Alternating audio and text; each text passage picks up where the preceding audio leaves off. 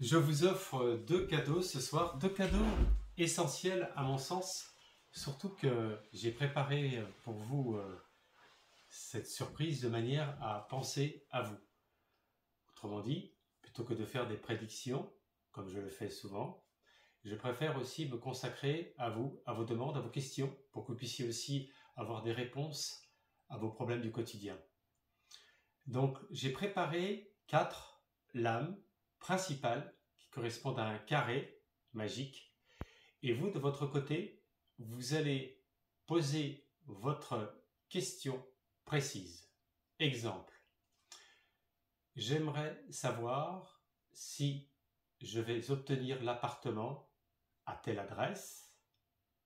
Vous soyez précis dans la... et que cela me corresponde positivement. Pourquoi je dis ça? Parce que si vous obtenez cet appartement et que ça ressort positif, il peut y avoir aussi un autre problème derrière, c'est que cet appartement-là, ou cette maison, je donne l'exemple, ne vous convienne pas, qu'il y a un problème de voisinage, ou qu'il y ait des vices cachés, etc. Donc soyez précis. Deuxième exemple, vous avez un conflit affectif. Votre amoureuse ou votre amoureux est parti. Pour l'instant, vous n'avez plus de nouvelles. Et votre plus grand désir et votre plus grand souhait, c'est de savoir si rapidement vous allez avoir des nouvelles. Donc, il faut poser cette question précise. Vous dites, moi, par exemple, Jacqueline, j'aimerais savoir si je vais avoir des nouvelles de, entre guillemets, Fernand, rapidement.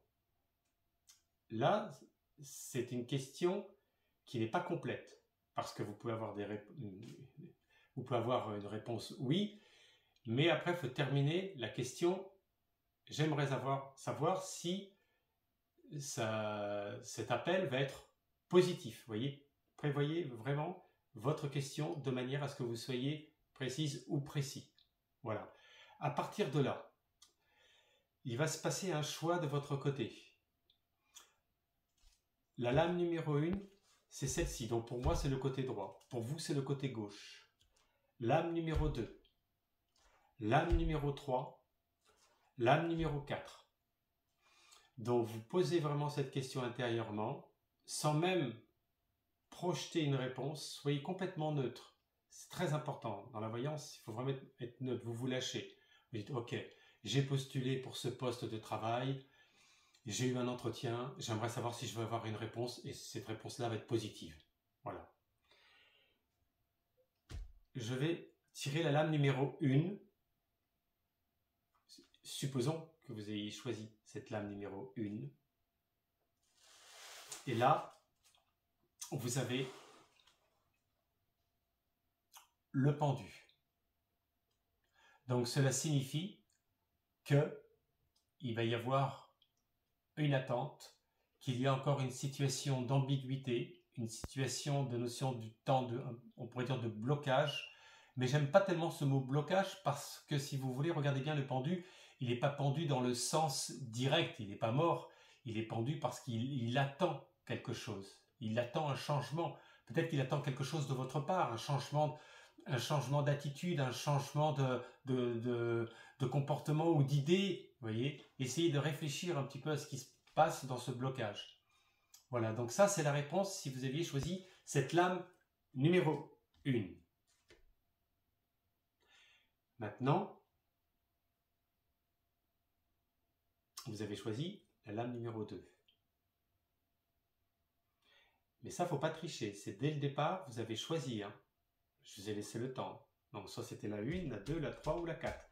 La lame numéro 2. Vous avez choisi la lame numéro 2. Vous avez l'étoile. L'étoile, c'est la réalisation. C'est la protection. C'est les événements bénéfiques. C'est favorable. On peut dire que tout va briller. Que votre réponse est non seulement favorable, mais elle est durable dans le temps. Donc, on voit que c'est constructif, que c'est la réalisation même suprême. Donc, excellent choix, comme on dirait. Ensuite, la troisième lame, l'amoureux. Alors, l'amoureux, c'est l'indécision. Vous voyez, il y a 3 personnes. Alors, même si vous l'avez posé sur un autre domaine, même si c'est le domaine professionnel, par exemple, c'est qu'il y a des indécisions, il y a des incertitudes, il y a d'autres candidats. Si c'est dans le domaine amoureux, ça veut dire qu'il y a une tierce personne, il y a des blocages, il y a des problèmes de choix. Si c'est un problème familial, idem, on voit bien qu'il y a des ambiguïtés d'idées, il y a des conflits, il y a on pourrait même dire des critiques aussi internes à la famille. Vous voyez, donc, si vous avez posé cette question dans ce sens, quelle qu'elle soit, hein, vous avez une réponse qui est mitigée. C'est pas négatif, c'est pas positif, mais cela signifie qu'il va y avoir encore dans le temps des choix, des remises en question, il y a des malentendus, il y a des lettres qui ont été envoyées qui sont pas formelles, donc c'est pas clair, quoi. Voilà. Mais ça reste quand même assez docile. Ensuite, le choix numéro 4, la roue de fortune. Imaginons que vous avez posé la question par rapport au domaine affectif, c'est qu'il va y avoir un changement. Pas forcément le changement que vous souhaitez, que vous attendez. C'est-à-dire vous avez posé la question si la personne, il ou elle va revenir ou elle va vous appeler. Et bien finalement, il peut y avoir autre chose qui tourne, ou éventuellement cette relation qui redémarre, mais pas dans le même cycle, dans un cycle nouveau. Il faut que ce cycle tourne. Le changement, c'est-à-dire qu'on peut vous appeler à un déménagement, comme le domaine professionnel par exemple. Il peut y avoir cette réponse favorable, mais ça va nécessiter des engagements de votre part, des déplacements, une remise en question globale de votre site à laquelle vous habitez. Vous voyez, c'est relatif. Généralement, la roue de fortune, cela montre quand même que ça bouge, qu'il y a un changement et que c'est relativement, on va dire, favorable dans ce sens-là. Donc ça, enregistre-le bien. Et puis, suivant bien sûr toutes les questions, mais vous voyez, si vous essayez de méditer, on voit bien que cette roue a une notion de temps, espace, temps. On est sur une dimension à la fois de délai et à la fois également, quand on parle de délai, c'est-à-dire ça délai quand même assez sur du court terme, moins de 3 mois en règle générale, et puis de changement d'environnement, de lieu. Donc on voit un peu le cycle, vous voyez, entre l'espace-temps. Voilà, ça vous donne l'idée. Si vous avez la posé des questions, par exemple sur le déménagement, là vous voyez, quand vous voyez ça, vous avez compris. Sur le plan affectif, c'est que ça va repartir dans une autre relation, ou peut-être la même relation, mais pas dans la même situation. Vous voyez, il faut qu'il y ait ce changement de cycle pour que ça puisse repartir sur un cycle nouveau. Voilà, ça se débloque en fait, ça se débloque, c'est génial. Voilà, ça c'est le premier cadeau. Donc vous avez bien compris, hein. Concentrez-vous bien sur votre question et après vous faites votre choix.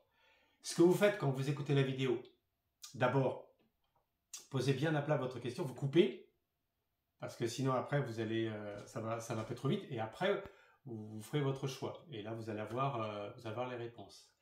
Ensuite, le deuxième cadeau. Nous arrivons à la nouvelle lune du 1er novembre. Cette nouvelle lune, je vais vous donner, on va dire, non pas un conseil, mais un rituel que vous pouvez exécuter pour obtenir certains souhaits. Attention, les souhaits, c'est pas j'exige que ma femme ou mon mari reviennent. Faites attention de ne pas aller, si vous voulez, à l'extrême de la polarité négative. Restez quand même dans ce qui est acceptable. Pourquoi? Parce que les entités lunaires ont une particularité d'exécuter, si vous voulez, un mouvement qui est dans la conscience, dans le psychisme, qui peut parfois aussi perturber si c'est pas en accord avec éventuellement votre karma. Donc voilà. Donc qu'est-ce qui se produit? La Terre, elle tourne sur elle-même en 23h58, 24 heures. Elle tourne. La Lune, c'est un satellite. La Lune, elle tourne autour de la Terre. Elle fait ses cycles.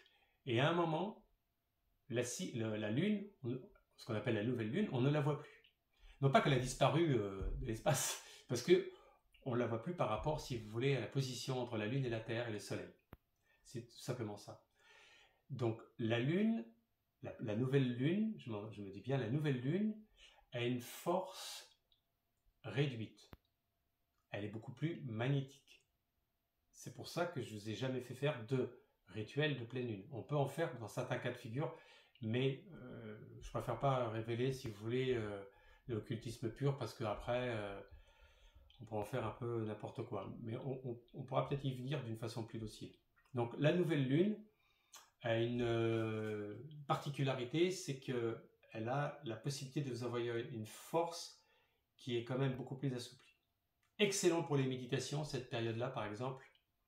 Tout ce qui est période de remise à plat des choses, des idées. Le sommeil généralement se rétablit pendant les périodes de nouvelle lune. Donc on arrive plus facilement à dormir pour les personnes qui sont susceptibles. N'oubliez pas qu'en plus la nouvelle lune est en Scorpion. Donc si vous voulez, elle est relativement polarisée par cet élément eau, et donc tout ce qui est lié à l'affect, tout ce qui est lié à la relation de la famille, tout ce qui est lié au cœur, tout ce qui est lié à la spiritualité. Donc c'est le moment d'en profiter. Voilà. Donc ce que vous allez faire. Donc on parle, aujourd'hui nous sommes mercredi, donc c'est vendredi. Il va y avoir un petit peu de sacrifice, entre guillemets. Mais vous savez, l'occultisme, ça demande du temps, et je peux vous dire que moi j'en sais ce que ça coûte. Donc, il faudrait que le vendredi matin, vous puissiez vous lever de bonne heure. 5 heures du matin. À 5 heures du matin, vous avez deux possibilités. Pour ceux qui sont dehors, commencez à faire la demande dehors. Ceux qui sont dans un appartement, qui ne peuvent pas faire autrement, c'est pas grave. On va prendre déjà la première position. Ceux qui sont dehors, ce que je vous conseille, c'est entre 4 et 5 heures du matin. Vous allez préparer déjà en amont votre demande, votre souhait, votre désir. Ça peut être sur le plan personnel, donc ça c'est très intime, hein. On ne le révèle pas, ça reste entre vous. Et vous allez l'écrire. Vous écrivez votre demande précise, n'oubliez jamais, j'insiste bien dessus, hein, que ce soit précis. Ça peut être pour quelqu'un aussi, pour vous, pour quelqu'un d'autre, pour un membre de votre famille, peu importe. Et vous allez donc aller dehors, et vous allez observer donc le ciel, et vous allez voir qu'effectivement, il y a l'absence de la lune. Si vous avez la possibilité de prendre un petit peu de rosée sur de l'herbe, essentiellement autour de vous, si vous avez la possibilité, je dis, hein, c'est pas évident, avec vos mains, vous touchez la rosée comme ça sur le sol, et ensuite vous vous frottez le visage de la rosée. La rosée, c'est la force, hein. Bon, là, je vous révèle un peu des secrets un peu occultistes et alchimiques, mais pas tout quand même. Il faut y aller doucement. Et cette rosée-là, vous allez vous purifier, vous demandez la purification énergétique avec cette rosée de nouvelle lune. À partir de là, vous allez répéter 11 fois votre demande. 11 fois. Uniquement là, quand vous êtes entre 4h, 5h, 5h30 du matin, je parle. 11 fois. Et vous allez répéter ça à petite voix. À petite voix, en pensant très fortement, si vous voulez, à votre demande. Ça, c'est important. Vous allez, tout au long de la journée, donc de ce vendredi, répéter 3 fois. Donc la première fois, la deuxième fois et la troisième fois. Donc, voilà, 33 fois au total. D'accord ? Il n'y a pas d'heure. La première horaire, évidemment, c'est le matin, parce que la nouvelle lune, au niveau de l'énergie, il faut la prendre. Il faut la prendre à 4-5 heures du matin. Hein. Là, c'est l'idéal. Après, vous pouvez faire vers 11h midi, par exemple, et puis en fin de journée. Donc, ça vous fait 3 fois 11. Pour les personnes qui sont donc dans un lieu d'habitation, vous n'aurez pas la possibilité, effectivement, d'avoir cette rosée. C'est pas grave. Ce que vous allez faire, vous allez prendre du sel de Guérande, prévoyez à l'avance, hein, un peu de fleur de sel de Guérande, du sel de Guérande. Vous allez le remplir aux 3/4 dans un verre.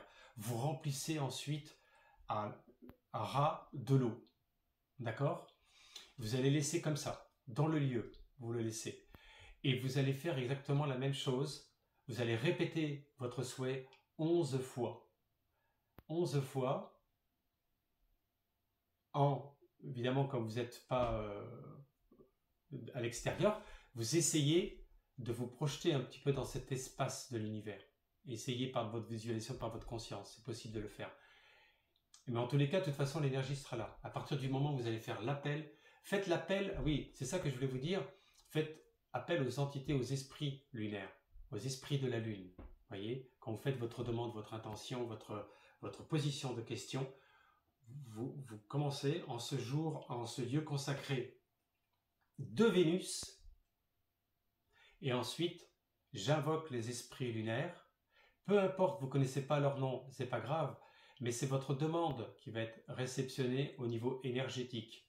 Ça marche comme ça, vous inquiétez pas. Si vous êtes dans une bonne conscience, et comme moi je vous ai envoyé la conscience positive, il y a une relation qui se fait. C'est curieux, hein, on ne se connaît pas, mais il y a quelque chose qui se connecte. Donc, on va faire un petit résumé rapidement. Vous êtes à l'extérieur ou vous êtes à l'intérieur, peu importe. Vous avez préparé votre question sur un papier, vous l'avez noté. Vous pliez en 4 le papier. Ensuite, vous avez préparé donc pour la rosée, bon, ce qu'est la rosée. Pour le sel, comme je vous ai expliqué, vous le mettez à l'intérieur. Et là, vous dites, en ce jour et en ce lieu consacré de Vénus, j'invoque les esprits lunaires et vous faites votre demande 11 fois. Et après, vous le refaites donc encore 2 fois dans la journée, uniquement le vendredi. Ça, c'est comme ça que ça marche. Voilà. Généralement, il y a des résultats qui sont assez exceptionnels. J'avais fait ça, moi j'avais ouvert ma chaîne en YouTube et j'avais laissé tomber après. Hein. En 2013, j'ai ouvert, puis après, j'avais plus le temps, je faisais des conférences, livres, les voyances et tout ça, donc j'avais laissé tomber un peu la chaîne, mais j'avais à peu près une quarantaine de vidéos que j'ai enlevées. Là, je suis reparti sur 1.0, quoi. Donc, j'ai repris à fond les vidéos. Donc, pour ceux qui ne me connaissent pas, je m'appelle Lucien Sainte-Croix. N'oubliez pas de vous abonner, de cliquer sur la cloche, de m'envoyer des commentaires pour avoir votre commentaire personnel, si vous avez des questions ou si vous avez des sujets à me suggérer pour que je puisse les exploiter. Et puis, voilà. Bah, écoutez, en tous les cas, voici les 2 cadeaux. Et à mon avis, vous allez voir que vous allez être relativement surpris, même au niveau des oracles. Vous allez vous y retrouver. Et au niveau du rituel de la nouvelle lune, vous allez voir que si vous le faites vraiment sagement, comme je vous l'ai exprimé là, il y a, à mon avis, rapidement, je vais avoir des retours et je le souhaite pour vous. Parfois, il peut y avoir, vous savez, la divinité et les esprits lunaires, ils peuvent vous diriger, vous orienter aussi dans quelque chose qui vous correspond. Des fois, on se dit, ouais, c'est bizarre, comment ça se fait que je pars sur autre chose. Mais n'oubliez pas qu'ils vous aideront à aller sur la bonne voie. C'est pour ça que je vous encourage toujours, à la fin de votre rituel, d'exprimer. Vous ne dites pas, j'exige que, j'aimerais que. C'est pas la même chose. Hein. Et puis que ta volonté soit faite, au niveau des esprits lunaires, toujours. Essayez toujours d'avoir, parce que dans votre conscience, vous n'êtes pas dans l'exigence, vous êtes dans quelque chose de plus philosophique. Voilà, bah écoutez, hein, moi je vous souhaite à toutes et à tous une bonne soirée, et puis je vous dis à bientôt.